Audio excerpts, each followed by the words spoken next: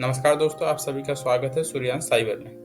तो दोस्तों, इस वीडियो में आज हम लोग सीखने वाले हैं IBACIO एग्जीक्यूटिव 2025 एप्लीकेशन फॉर्म के विषय में। शुरू से लेकर अंत तक किस प्रकार से उसको फिलअप किया जाए उसके बारे में आज हम लोग यहाँ पे सीखेंगे।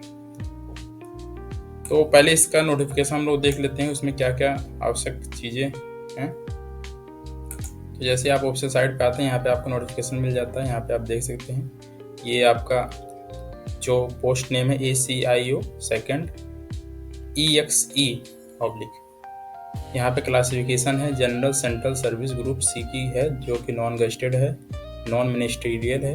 वहीं पे स्केल की बात की जाए, लेवल 7 का पे स्केल है, जो कि 44,900 से 1,42,400 तक होने वाला है अलाउंस के साथ। वहीं टोटल वैकेंसीज की अगर यहाँ पे बात की जाए तो यहाँ पे जनरल में 1537, EWS में 442, OBC में 946, SC में 566, ST में 226। तो टोटल मिला के आपका 3,717 टोटल वैकेंसी निकली हैं। इसेंशियल क्वालिफिकेशन में आपका ग्रेजुएशन व उसके इक्विवेलेंट जो भी आपका फर्स्ट डिग्री हो वो लगेगा। एक्स्ट्रा आपकी क्वालिफिकेशन अगर आप कंप्यूटर नॉलेज रखते हैं तो वो भी यहाँ पे आपके लगेगा। एज लिमिट की अगर बात की जाए, यहाँ पे मिनिमम आपकी एज 18 साल, वहीं मैक्सिमम एज आपकी जो है 10 अगस्त 2025 तक 27 साल होनी चाहिए। इसमें कैटेगरी के हिसाब से अपना जो भी सेंट्रल गवर्नमेंट छूट देती है वही आपकी छूट यहाँ भी अप्लाई होगी। मैक्सिमम आपका SC ST को 5 साल, OBC को 3 साल और अदर जो भी हैंडीकैप्ड हैं और भी जो कैटेगरी हैं तो उनके लिए अलग से यहाँ पे छूट निर्धारित की गई है। तो आप अपना नोटिफिकेशन यहाँ से अधिक जानकारी के लिए चेक कर सकते हैं। वहीं अगर एग्ज़ाम की बात की जाए तो एग्ज़ाम यहाँ पे आपका Tier 1, Tier 2 और Tier 3 3 चरणों में एग्ज़ाम होने वाला है।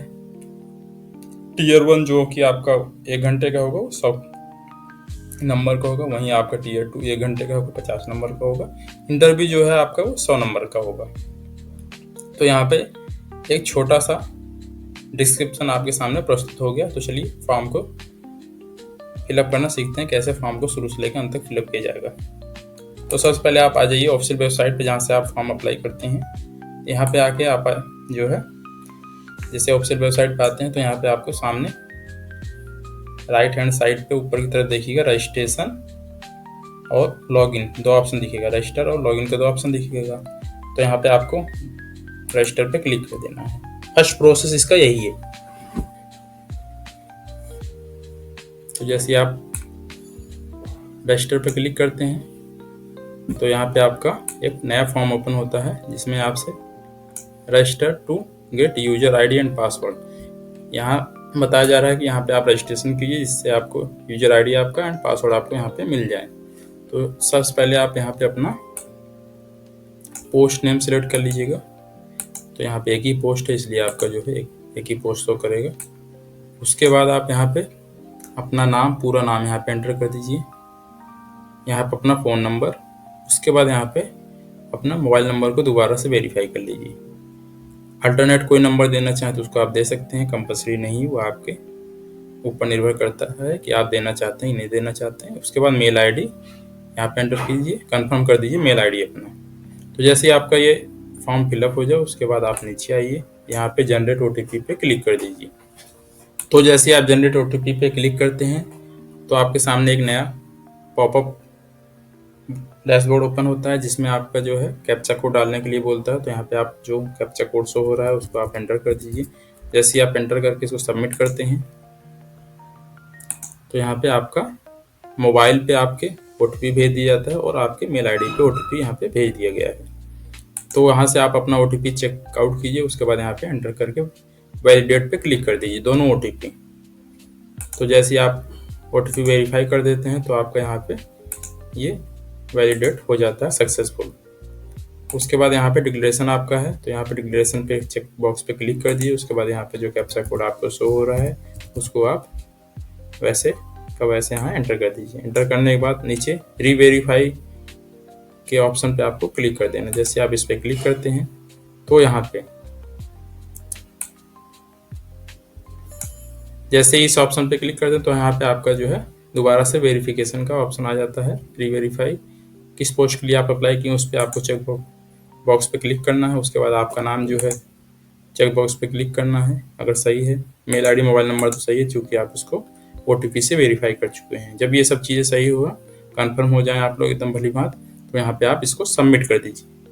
तो जैसे ही आप सबमिट कर देते हैं तो आपके सामने दोबारा से जो है एक पॉपअप मैसेज आता है, तो इसको आप जो है आई एग्री पे क्लिक करके ओके कर दीजिए। तो जैसे ये ओके हो जाता है तो यहाँ पे आपका जो है रजिस्ट्रेशन सक्सेसफुल हो जाता है, उसका मैसेज आपको यहाँ पे स्क्रीन पे शो हो जाएगा। तो इसको आप क्लोज कर दीजिए। तो जैसे आप इसको क्लोज कर देते हैं तो आपके सामने आपका ये फॉर्म लॉगिन हो जाता है। तो यहाँ से आप गो टू एप्लीकेशन फॉर्म पे क्लिक कर दीजिए, जो राइट हैंड साइड ऊपर की तरफ है। तो जैसे आप यहाँ पे क्लिक करते हैं तो आपके सामने फॉर्म लोडिंग हो रहा है। तो आपके सामने फॉर्म लोडिंग हो जाता है। तो यहाँ पे कुछ इंस्ट्रक्शन दिए हुए हैं।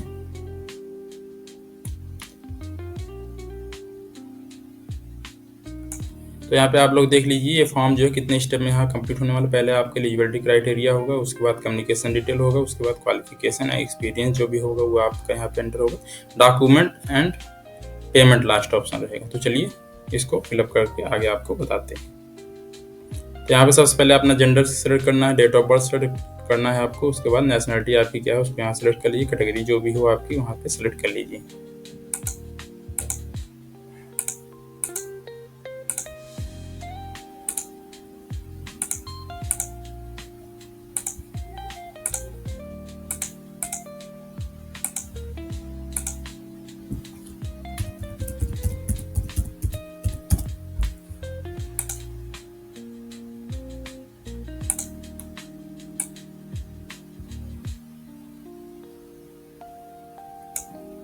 तो जैसे ही आप वो फिलअप कर लेते हैं, और दोस्तों यहाँ पे आप लोग एक चीज़ याद रखिएगा, अगर आप कैटेगरी जैसे आप EWS हो गए हैं, उसके बाद आपका OBC SC ST जिस भी कैटेगरी से बिलोंग करते हैं, तो उसका आपको सेंट्रल का जाति प्रमाण पत्र आपको देना पड़ेगा। जैसे आप EWS हैं तो EWS का आपको सेंट्रल EWS सर्टिफिकेट यहाँ पे देना होगा, वो भी आपका लेटेस्ट का होना चाहिए। वहीं आपका OBC SC ST को भी अपना जाति प्रमाण पत्र का सेंट्रल का जाति प्रमाण पत्र का सर्टिफिकेट यहाँ पे एंटर करना होगा, जो कि लेटेस्ट में बना होना चाहिए। फिर आप जब नीचे आते हैं यहाँ पे आपका पिताजी का नाम एंटर कर दीजिए, माताजी का नाम एंटर कर दीजिए, शादी हुई है कि नहीं हुई इसके बारे में यहाँ पूछा जा रहा है, इसको आप एंटर कर दीजिए। उसके बाद आप के शरीर पे जो भी कोई आइडेंटिफिकेशन मार्क्स है उसको आप एंटर कर दीजिए यहाँ पे।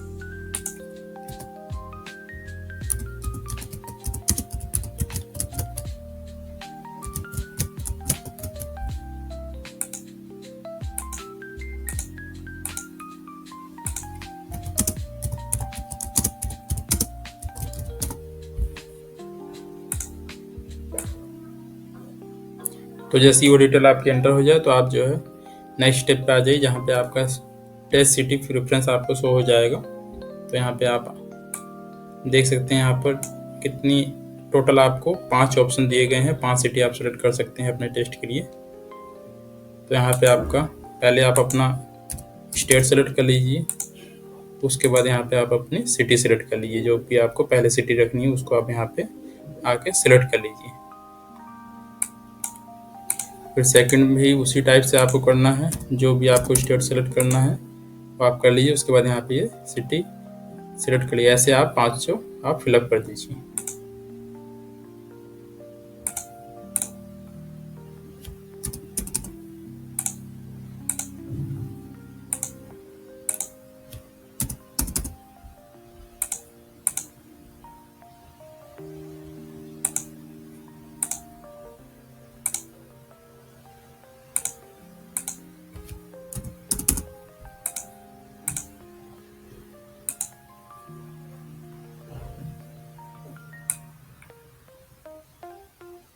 जब आपकी सिटी कंप्लीट हो जाए उसके बाद आप नीचे आइएगा। यहाँ पे आपके एक सर्विसमैन के बारे में पूछा जा रहा है, तो यहाँ पर अगर आप यस हैं तो यस कर दीजिए, नो है तो नो कर दीजिए।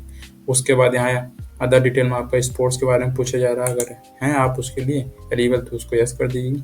उसके बाद यहाँ पूछा जा रहा है कि आप जो है गवर्नमेंट सर्वेंट हैं कि नहीं हैं, तो यहाँ पे आप अपने अकॉर्डिंग इसको सेलेक्ट कर दीजिए। जैसे आप ये हो जाएगा तो यहाँ पे आप सेव एंड नेक्स्ट कर दीजिए।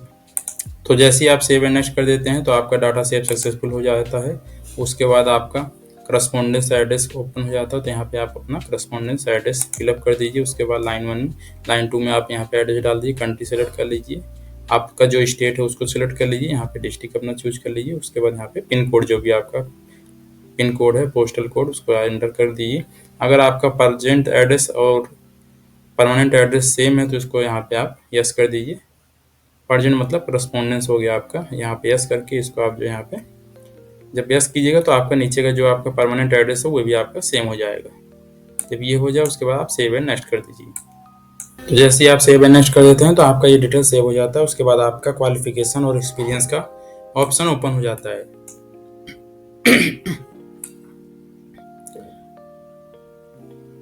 तो यहाँ पे आप आ जाइएगा। तो पहला जो ऑप्शन रहेगा आपका हाई स्कूल का रहेगा। हाई स्कूल में इसमें आप अपना हाई स्कूल का बोर्ड का नेम एंटर कर दीजिए, पासिंग ईयर कब पास हुए हैं, इंस्टीट्यूट का नाम, कॉलेज का नाम यहाँ पे एंटर कर दीजिए, सब्जेक्ट कॉम्बिनेशन क्या है यहाँ पे एंटर कीजिए, क्वालिफाइड है कि नहीं है इसको आप यहाँ पे एंटर कर दीजिए। उसके बाद यहाँ पे नेक्स्ट आपका जो है यहाँ पे आता है कि आपका परसेंटेज में है कि CGPA में है, उसको आप यहाँ पे एंटर कर दीजिए। वहीं फिर आपका 12th का डिटेल यहाँ पे पूछा जाता है, तो यहाँ पे उसका बोर्ड डाल दीजिए, कब पास किए हैं 12th, उसको आप एंटर कर दीजिए। इंस्टीट्यूट का नेम डाल दीजिए, मतलब कॉलेज का नेम यहाँ एंटर कर दीजिए। अपने सब्जेक्ट का जो भी कॉम्बिनेशन उसको आप एंटर कीजिए। यहाँ पे क्वालिफाइड है कि नहीं है इसको आप यहाँ पे एंटर कर दीजिए। एंटर करने के बाद यहाँ पे आप परसेंटेज में है कि CGPA में है आपका रिजल्ट 12th का, तो उसको आप यहाँ पे एंटर कर दीजिए। जैसे आपका ये फिलअप हो जाए तो आप नेक्स्ट क्वालिफिकेशन डिटेल में आ जाते हैं। तो यहाँ पे आपका जो है ग्रेजुएशन के बारे में पूछा जाता है। तो ग्रेजुएशन जैसे आप सेलेक्ट करते हैं यहाँ पे आपका स्पेशलाइजेशन पूछता है, मतलब ग्रेजुएशन में आप क्या किए हुए हैं, BA BSc BCom जो भी है यहाँ पे आप सेलेक्ट कर लीजिए। कॉलेज यूनिवर्सिटी का नाम यहाँ पे एंटर कर दीजिए। उसके बाद इंस्टीट्यूट कॉलेज का नाम यहाँ एंटर कीजिए। इंस्टीट्यूट कॉलेज किस स्टेट में स्थित है उसको एंटर कीजिए। कब आप एडमिशन लिए थे उसको, उसके बाद यहाँ कब पास हुए थे यहाँ पे आप उसको एंटर कर दीजिए। क्वालिफाइड है कि नहीं है यहाँ पे आप एंटर कर दीजिए। उसके बाद आप जो है यहाँ पे आपका रिजल्ट परसेंटेज में है, CGPA में है, यहाँ पे इसको आप सेलेक्ट कर लीजिए। तो यहाँ पे जितना भी आप जो है परसेंटेज पाए हैं मार्क्स, तो यहाँ पे इसको आप एंटर कर दीजिए। उसके बाद आपका आ जाता है डिजायरेबल क्वालिफिकेशन डिटेल में आपका कंप्यूटर नॉलेज है कि नहीं है, इसको आप यहाँ पे एंटर कर दीजिए। एक्स्ट्रा क्वालिफिकेशन एडिशनल जो कि ज़रूरी नहीं है, अगर आप देना चाहते हैं दे सकते हैं। जब ये सब चीज़ें हो जाए उसके बाद आप आ जाइएगा अदर क्वालिफिकेशन इफ एनी। इसको अगर आप यहाँ हिंदी के अलावा कोई लैंग्वेज जानते हैं तो हिंदी इंग्लिश के अलावा तो यहाँ यस कर दीजिए, नहीं तो आप इसको नो कर दीजिए। वहीं एक्सपीरियंस डिटेल में अगर आपके पास कोई एक्सपीरियंस है तो यहाँ पे यस कीजिए, नहीं तो नो कर दीजिए। उसके बाद यहाँ पे आप सेव एंड नेक्स्ट पे क्लिक कर दीजिए। तो जैसे ही आप इसको सेव एंड नेक्स्ट कर देते हैं तो आपका यहाँ पे डाटा सेव हो जाता है सक्सेसफुली। उसके बाद ओके की कर दीजिए। उसके बाद यहाँ पे आपका अपलोडिंग सेक्शन ओपन हो जाता है, जहाँ पे आपको अपना रिसेंट कलर फोटो आपको अपलोड करना है। यहाँ पे आप इसको अपलोडिंग पे क्लिक कीजिएगा, तो यहाँ पे आप अपना ड्रॉप डाउन मेनू खुलेगा, तो यहाँ से आप इसको अपनी फ़ोटो सेलेक्ट कर लीजिए। उसके बाद यहाँ पे अपना सिग्नेचर भी इसी प्रकार से कर लीजिएगा। तो यहाँ पे आप इस पर क्लिक कीजिएगा, तो यहाँ पे डायमेंशन आपका सिग्नेचर का 80 KB होना चाहिए, आपका मिनिमम, मैक्सिमम आपका 150 KB तक होना चाहिए। वहीं आपका फ़ोटो जो है, फ़ोटो भी आपका मिनिमम साइज़ जो है 100 KB होना चाहिए, मैक्सिमम साइज़ आपका 200 KB होना चाहिए, और ये 200 DPI के अंदर ही होना चाहिए। तो चलिए मैं इसको अपलोड करके आगे का प्रोसेस बताता हूँ आपको।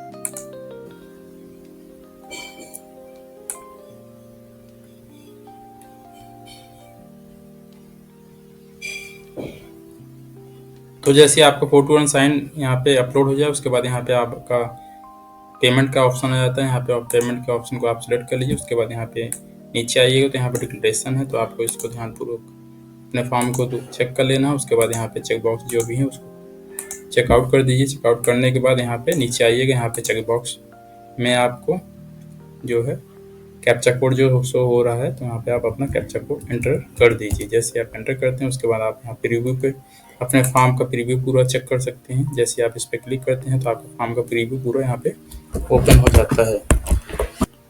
तो जैसे यहाँ पे प्रीव्यू पे क्लिक कर देते हैं तो आपके फॉर्म का प्रीव्यू पूरा यहाँ पे ओपन हो जाता है। तो आप अपने फॉर्म का प्रीव्यू यहाँ पे ध्यानपूर्वक चेक कर लीजिए। चेक करने के बाद ही आप इसको प्रोसीड कर दीजिएगा। यहाँ पे ओके कर दीजिए। जैसे आप ओके करते हैं तो आपका यहाँ पे आ जाता है। तो यहाँ पे अपने फॉर्म को आप सबमिट कर दीजिए। जैसे ही आप सबमिट करते हैं तो यहाँ पे बता रहा है कि आप जो है अपनी फ़ोटोग्राफ चेक कर लीजिएगा फॉर्म को सबमिट करने से पहले। तो यहाँ पे आप ओके कर दीजिए।